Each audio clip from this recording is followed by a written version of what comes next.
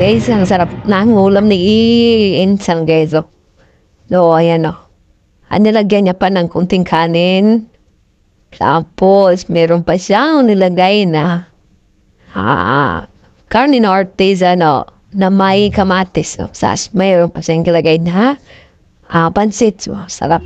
So, sumulan niya na yung pagkain kagat. So, ulam niya. Hindi niya makaya. Puyit pala, dumay ng baka. Puyit ng baka yung ginagnahin niya. Oh. No, no, no, no.